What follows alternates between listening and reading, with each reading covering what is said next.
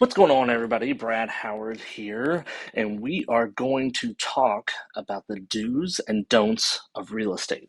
Now, there is a laundry list of do's and don'ts, but we're going to kind of condense it down into kind of the real important ones and kind of the most common ones that I come across. So, the don'ts. Big one, don't quit your job, don't change your job, and don't get promoted. Now, I know getting promoted, that might sound kind of crazy, but sometimes when you get promoted, your salary changes to possibly commission or a lower base with higher bonus income. And so that can have a huge impact on getting a loan. Don't make any large purchases. That kind of speaks for itself. Don't spend the money that's in your account that you're going to need to possibly put down money or pay closing costs on a house. That one um, can really affect you getting approved because a lot of times lenders are looking to have so many months of payments saved up in your bank account as kind of a fallback in case anything were to happen to your job. So don't make any large purchases without talking to your lender. Don't try to hide things like child support, alimony, garnishments, or any other debts. We will find out, so don't lie about them. It's best to have that information up front. Whether you may be embarrassed or something of that nature, don't hide it. It's only going to hurt things in the long run. Let us know up front so we can kind of mitigate those and fight those ahead of time and get all that straightened out before we start looking at houses. Don't talk trash about a home while you're inside of it or outside of it and looking at it. With cameras everywhere. You got your Ring doorbells. You got people that put cameras inside their house. You've got security systems. Don't say anything negative about a house while you're inside looking at it or outside looking at it. Wait until you're off the property and with your agent privately to talk about any pros or cons with a house. You don't want that to be used as ammunition on any kind of negotiations that you might come across. Don't try to withhold documents or information because you think we don't need to know it. This one comes up a lot when we ask for bank statements or tax returns. A lot of people will only give us 1 or 2 pages, or they'll white out or black out information on there. You can't alter any documents. No documents can be altered, and we have to see it all, even if the page is blank. So if it's a 4-page document and page 404 is blank and it says that at the bottom of the page, we have to have it because we have to know it's blank. I know that you might be trustworthy, but not everybody is. And so we have to have all that information. And it's not that we're trying to pry or find anything um, that we're gonna, you use DoorDash every day. That's crazy. No, we're not looking for stuff like that. What we're looking for is any fluctuations in income that might be a red flag. Any large deposits that might be cash that we can't use. Any new debts that may not be on the credit report. We're looking for that kind of information. We're just trying to make sure we cover our bases on that we're calculating your income and your debts accurately. This one might seem pretty obvious, but do not open any new debts and do not co-sign for any loans while you're in process. Even though it's 0% interest, doesn't mean zero payments. That can have a huge impact when people are going to buy furniture and getting 0% interest, and then it's going to be delivered the day of moving. Don't do that because they're going to do a credit check before closing to see if any new credit inquiries were issued. And if that comes up, it can cause delays or possibly the whole deal to fall apart. Co-signing, although you may think that you're not responsible for that loan, in the eyes of the lending world, you are 100% responsible in case that co-signer that you signed for doesn't make the payments. So, no new debts, no co-signing. Don't plan vacation when you're trying to buy or sell. If you know you're going out of the country or to another state and it's going to be around the time of your closing date, schedule the closing date either before or after you get back. Don't schedule it right when you're going to be in Mexico or something like that, because it just causes more problems. So plan your vacations around buying and selling your house. Frequently asked questions. These are some stuff that I get a lot, and usually I'll revert it back to the real estate agent if it's more their lane than it is mine. But here's some frequently asked questions I get. What happens to your earnest money? It's a good thing to know what happens to earnest money. A lot of people think they're going to get that check back at closing, or they think that it goes automatically to the seller, and they don't know that it actually gets applied towards their down payment or closing cost to the loan at closing. How long does the process take? This is a good conversation to have with clients so they know that, the average time is about 30 days from the time you sign your contract to the time we hand over the keys and sign the documents. It can be sooner than that, absolutely. If everything goes smoothly and the third parties that are involved all just work hand in hand and it just is all great, yes, we can absolutely close early. But set the expectation that, be ready for a 30-day process to close. Can the closing date move?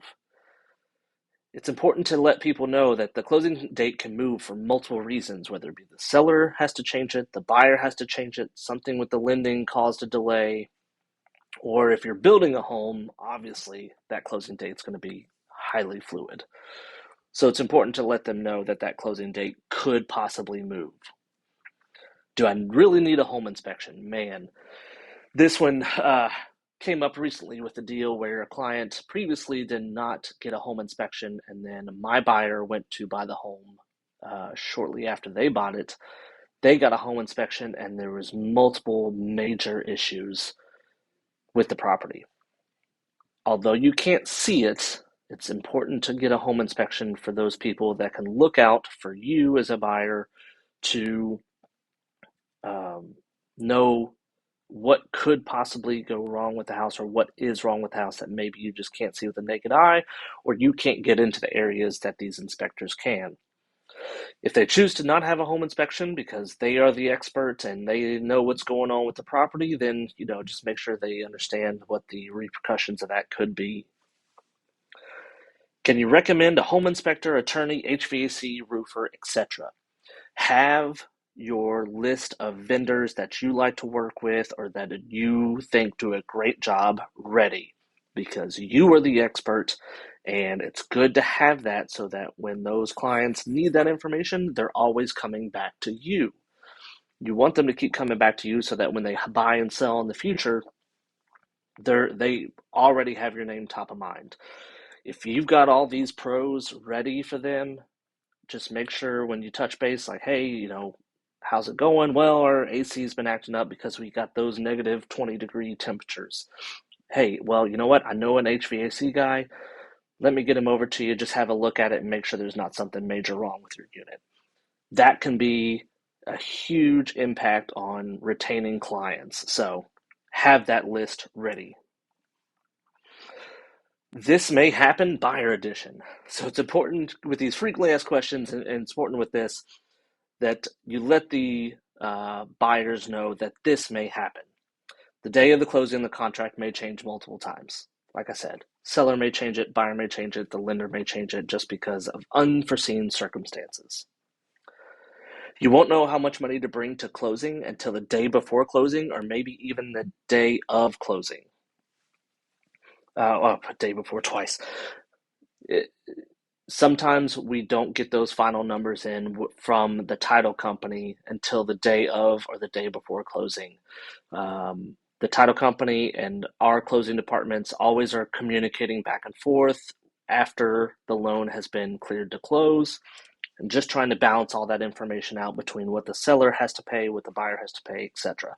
So just know that final amount may come in last minute. You may become irritated or annoyed at the amount or frequency you get asked for things. It's important to let clients know that you may have to ask for things multiple times. Either it wasn't a clear image that they sent the first time, or they did a picture and it was cut off. There's multiple reasons we maybe have to ask for the same document. Hopefully we're not asking because we received it and lost it in our emails. Not that we physically lost it, but we lost it in our emails. But things are constantly changing, and once we get information in as a lender, we're going to review it, and there may be more questions that come up from them submitting one document. So it's important to know that the clients are understanding that we may be asking frequently, and we may ask multiple times, just depending on how the quality of those images comes across. Your lender will contact your employer. Now, it may be important for you to know this because they always are usually going to go and ask you, hey, the lender's doing this, is this right? Or the lender's trying to do this, what do you think about that? They're entrusting everything on you guys, and so it's important that you all know as well that the lender will contact their employer to verify that they are still employed, that the income is correct that's showing on the pay stubs, and that there's nothing else that we need to know that might be vital to their employment status. It's okay to be excited, nervous, anxious, or scared. It's a big purchase. I don't care whether you're purchasing a $50,000 property or you're purchasing a $500,000 property. It is a big purchase for that person. So it's understandable that they're going to go through multiple stages where they're anxious, scared, excited, nervous. You never know. And so it's okay to talk to them about that. And when they react maybe negatively to information, that it's just them going through these emotional phases, and don't take it personally, is essentially what I'm trying to say. All right, this may happen seller edition. So on the seller side, some things that the seller should know. Again, the closing date may change multiple times. The seller needs to be understanding that the buyer may have to change dates, or lending has changed and we have to move that closing date. The property may not appraise. It is important that the seller knows that the property may not appraise, although we've got our comps and we've done a good job and we've got that priced out correctly.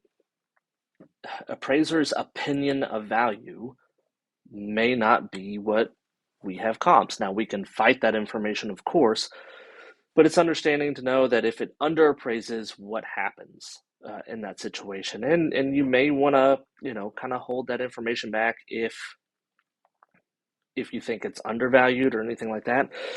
But of course, sellers think that their home's worth a lot more than what it actually is. So it's important to have that conversation up front that if they are overlisting their house and you know that information, have that conversation with them. Hey, this may not appraise.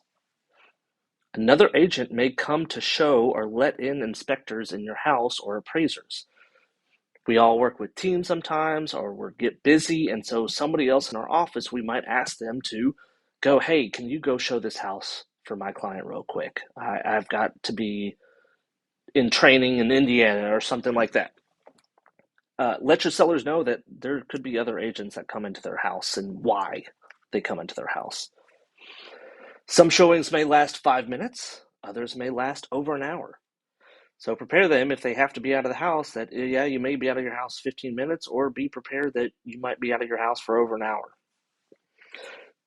On top of that, that you will call and say somebody wants to see your house right now. So be prepared. Make sure your sellers are prepared and that they're keeping their house in a good enough order and condition that if they have to drop everything and leave that house right now to come let somebody in, get the kids out, get the dogs out and all that, that they're not having to do a deep clean of the house. Make sure that they know to keep their house as tidy and clean as possible so that if somebody wants to see it, it may take them 10 minutes to clean up and then they're out of the house. Expect lowball offers. Sellers want top dollar, buyers want to pay the least amount that they can. It happens. I see it all the time and I hear about it all the time. So just go ahead and tell your seller, expect lowball offers, but have a plan to mitigate those lowball offers. And if you want to counter, or just completely throw them out. And then the do's. I know there wasn't a big list of do's, but here's the big do, the ABCs. Always be communicating. That will cause the deal to go as smooth as possible, whether something negative comes up or not. Constantly communicate with your lender, with your buyers, with your sellers, whatever it may be. Always be communicating. You may have a lender that's great at communicating, and then you may have a lender that doesn't call you at all. Don't wait for the lender and think that they should call you. If you want to know what's going on, call that lender and don't hesitate to say, hey, I need to know what's going on. I haven't heard from them in 2 weeks. Where are we at? Appraiser hasn't contacted me. When are we getting the appraiser to contact me? Don't hesitate to reach out to the lender if they're not doing their job about communicating in a timely manner. But communicate, communicate, communicate. I can't say that enough. Both sides, all parties need to be communicating. That way, this can go as smoothly as possible. Thanks, guys, for listening. My name is Brad Howard. I am the sales manager at Ruoff, and by all means, don't hesitate to reach out to me if you have any further questions about do's and don'ts or just lending in general. I am happy to help. Hope you all have a great day.